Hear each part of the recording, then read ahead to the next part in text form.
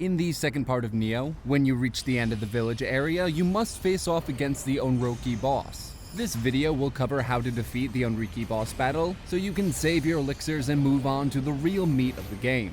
If you try to approach the boss recklessly, you won't last more than a few hits.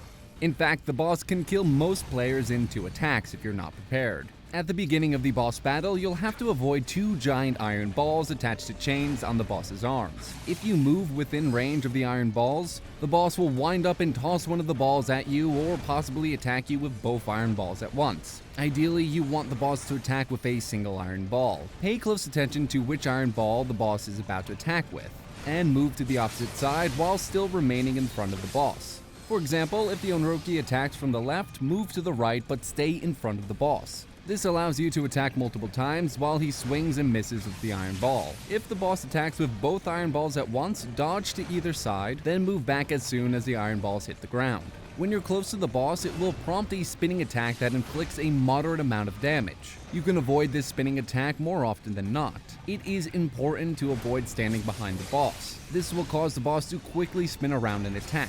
It's very difficult to avoid this attack due to the sheer speed, so do not stand behind the boss very long. After you've taken the boss down to roughly 75% health, the chain breaks and the iron balls are no longer connected to the boss. At this point, you have to be careful, because if you stand too close to the boss for too long, it will grab you and slam you to the ground and inflict significant damage. The Onryoki has a few different attacks during the second phase of his battle. In addition to the close-range grab, the boss will perform a small jump that ends with his fist slamming to the ground. If you see this attack, stand back to avoid the slam. Then quickly move in to secure a few attacks of your own before you back away. In addition, the boss will occasionally walk over to one of his iron balls, pick it up and throw it at you. This is heavily telegraphed and relatively easy to avoid, but if you're standing near an iron ball he's going for, you can attack the boss while it's picking up the weapon. Just be sure to stop so you have the time and stamina to dodge when it gets tossed in your direction. Ideally, you want to stay just outside of the boss's attack range, so it uses a 3-hit combo comprised of 2 swipes followed by the boss tumbling toward the ground.